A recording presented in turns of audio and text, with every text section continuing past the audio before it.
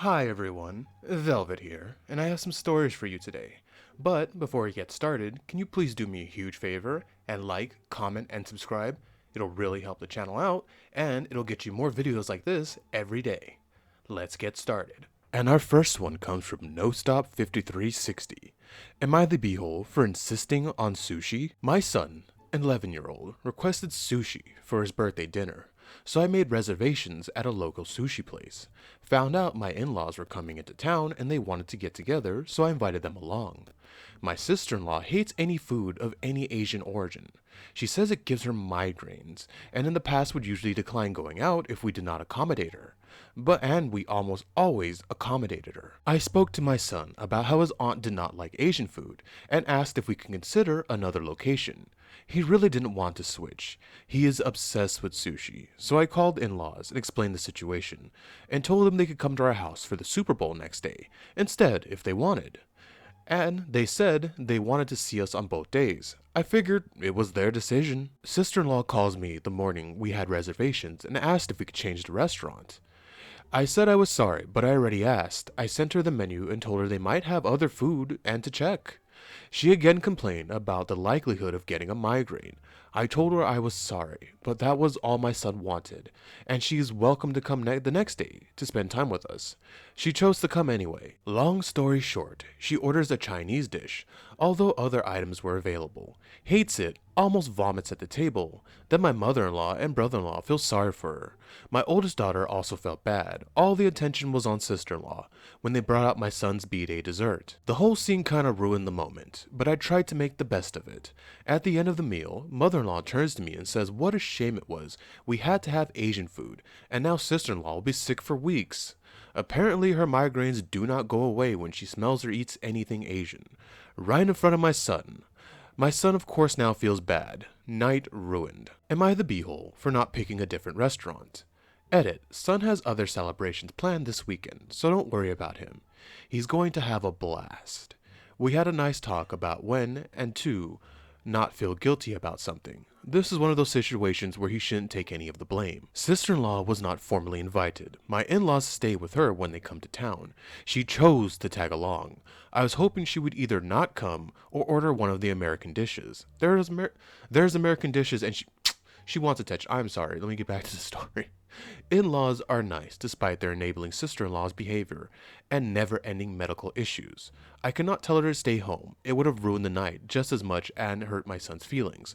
He loves them. Some of you are confused about the type of restaurant. Their main attraction is sushi, but they also have a menu with Thai and Chinese dishes, as well as a couple American dishes for picky eaters. Is that weird for people? Again, OP. I mean, not again. OP. You're not the beehole. Your son's not the beehole either. You're the one who says she has problems with Asian food, which kind of effed up, and then makes a whole scene, orders the food and has a whole scene about it. But that ending part where you said they have different dishes, yeah, the place I go to for sushi, the main draw is sushi, but it's like sports memorabilia everywhere. It's weird. I don't care about sports, but I enjoy the sushi, and there's different items to get on the menu. What are those items? I have no clue. When I go get sushi, I want sushi. But yeah, she knew what she was doing. She wanted the attention, and what a jerk. It's your child's birthday and she's over there, oh, a child's getting more attention than me. I better order something that gives me migraines, which is BS. And the food is usually so, like, but Chinese food, the MSG really messes me up and pulls around my heart, but I'm still gonna eat the Chinese food because it's freaking good. So she's probably just looking for attention because sushi's good. So maybe I'm biased because I love sushi, because I'm the same way. For my birthday, I want sushi and chocolate cake. So maybe I'm a bit biased, but I'm glad you sat your son down and told him this is one of those situations that's not his fault. You guys told her what was up and she still chose to come. And like you said, they have American dishes on the menu. You mean she couldn't grab an American dish? She did it to get attention and to be, well, just a jerk. And also, if she wanted to come so bad and just spend time with the family, she could have went there and not ordered anything, maybe got a drink or something. But she chose to do it because, well, going back to her being, well, a brat, a jerk, who wants to have all the attention focused on her and ruin a child's birthday party. Well, birthday dinner, I guess. Birthday meal? You know what I mean. So, P, you are not the beehole. Your son is not the beehole. Um, she's the beehole, and yeah, the parents are kind of a beehole. Not kind of, they are, because they're enabling this horrible behavior. They should have pointed out, hey, you could have just ordered nothing or ordered one of the American dishes. You have options. This isn't about you. Sorry, OP, but you are not the beehole. And our next one comes from Puzzlehead Oil 6586. Am I the beehole for not showing up to my birthday dinner at a nice restaurant knowing everyone was waiting for me and my parents had to pay a deposit for the table? I'm a 16-year-old male, the second son of four. My older sister, 18, has Down syndrome and is medically complexed, with complex needs. She also has food allergies. My younger sister, age 13, has a host of food allergies, and some of them are very serious, and she's also on the spectrum. Then we have my younger brother, age 11, and he has a lot of medical issues related to food allergies, and that go along with it. We always try to make sure places are accessible for them, especially because my older sister is in a wheelchair. This does mean that I can be overlooked. It does mean making sacrifices, or accepting that things will never be as fair as it would be for a kid in a family with less extra/special needs. I'm used to not getting my favorite dishes. I'm used to not getting my top pick for vacations because my parents don't think it's accessible enough or autism friendly enough. I'm used to my siblings never getting turned down for that stuff. After a while, it became something I expected. I was lucky that my maternal grandparents tried to make up for it when they could, and my best friend's family would also include me in their family for stuff like meals out. My favorite restaurant in the city is this Indian place. My favorite dish is their samosas. I'm pretty sure I said that wrong, sorry. I never get to eat there with my parents and siblings.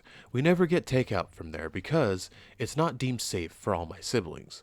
Sometimes that stinks, especially when my parents proclaim they always get their kids their favorite food from their favorite restaurants for their birthdays each year. This year, my parents made a big deal over me turning 16, and they told me to pick my favorite place for us to have a family dinner for my birthday. A family dinner that included extended family. I told them my favorite place, and they told me that wouldn't work. I asked if they wanted my favorite place or a place that catered to my siblings. They asked me if I didn't want to cater to my siblings, and I said no. They asked where I wanted to go, and I said the Indian place. They gave me one of those looks and said that they would give me more time to think. A couple weeks after, they asked me where I wanted to eat for my birthday, and I told them my answer had not changed. They asked me if I could really enjoy my birthday knowing it wasn't accessible and safe for my siblings to eat there. And I said yes, since it's meant to be my birthday and they wanted me to save my favorite restaurant. They told me that they would book the family favorite and went ahead and did that. The family favorite has nothing I actually like. I just tolerate it. They had everything planned, invited everyone, and when the evening came for the dinner, I just didn't go. My parents are furious with me. I had everything taken for a week, and they plan to continue the punishment in some way. My grandparents defend me, but my parents said I was rude. Am I the beehole? No, you are not the beehole. Your parents are the beehole. I get it, your siblings have all of those things with them, but it's your birthday, and they gloat saying that they, take the kids for their favorite food. They even asked you for your favorite restaurant. You told them, and they still rejected you. Like, why did they even give you the choice to say something just to put you down like that?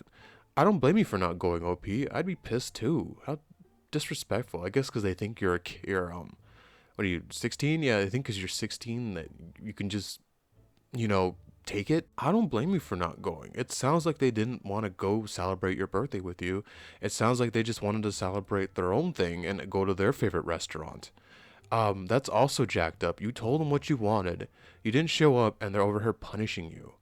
I would say they're abusive. Personally, if I were you, can you go with your grandparents? Because it sounds like they actually want you and your parents kind of don't. I don't know.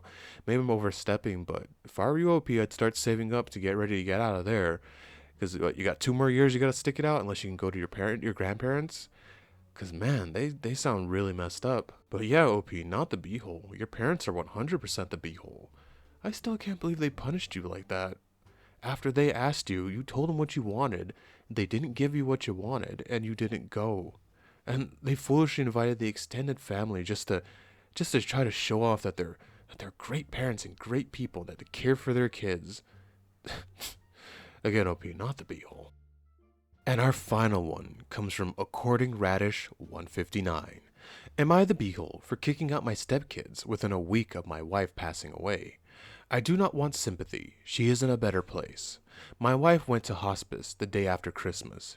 She passed away before the New Year's. Before that, I was taking care of her with the help of an in-home care nurse. My wife used to participate in triathlons.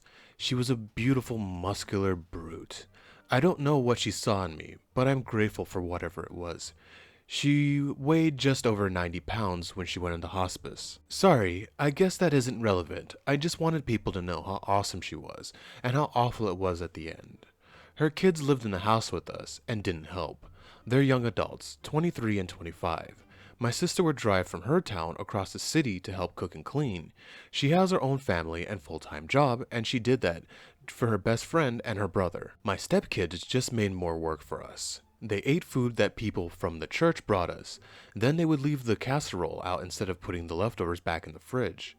One time, my dog got into it, and I spent 3 hours cleaning up dog diarrhea instead of being with Danny. I effing hate them for those 3 hours. I've known the kids for 10 years. They were good kids. I moved on with Danny a year after we met. We got married a year later, second marriage for her, first and only for me, I think. Her ex has systematically screwed her over. She got the house in the divorce. She said she wanted the kids to have stability.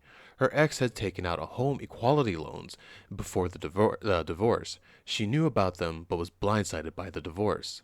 Sorry, I'm rambling. Long story short, I sold my condo when we got married and used the money to pay off the house in full. Since there was zero equity, I basically bought the house. Now that she's gone, I don't want to be there anymore, so I sold it, bought a condo in the Ice District, that is a neighborhood by the hockey arena in my city. I'd been considering it since we knew the inevitable was coming. I was going to keep the house for the kids though. Their behavior during her illness made me reconsider. A few people, including the kids, people from our church, and her ex have all called me heartless for kicking them out of their home right after their mother passed, anyway. I'm so numb to these days, I don't care. My sister says that I'm in the right, but she would say that if I committed genocide, she's a hardcore ride or die. Oh, that's awesome. You have a cool sister. Me too. Mine's like that too. She suggested that I post here anonymously to get an unbiased opinions. I will try my best to answer any questions you ask. I don't really know how this works. I've been asked to edit in that I sold the house the week their mom died, but they do not have to move out until May. OP, I kinda don't blame you. I agree, if they had acted like human beings during what was going on with their mother, she's in hospice and they're over here wrecking the house and not putting back the food and just being awful and lazy. Like, you're nice enough to let them live with you when they became adults and they're still acting like children. I assume they're the types that don't know how to wash their own laundry or clean plates or anything like that. Things you should just do at that age. OP, I don't blame you. Why would you want to live with that? People are going to make your life harder when you're going through some heavy stuff right now. Um, do what works for you, and if that means selling the house and moving into a condo, yeah, do it. Let them figure it out. They're old enough. Again, I'm with you. If they had handled it better, I would have kept the house and just lived with them because, that would have been fine. But the way they acted, I wouldn't want to be there near them either. So, P, you're not the beehole. Don't let churches and people like that try to mess with you. You do what's best for you. You lost your wife, and why would you want to have all that dead weight around your neck? OP, not the be-all. Thank you so much for staying with me to the end of this video. Can you please do what I said in the beginning and like, comment, and subscribe? It will really help the channel out, and it'll get you more videos like this every day. Velvet out.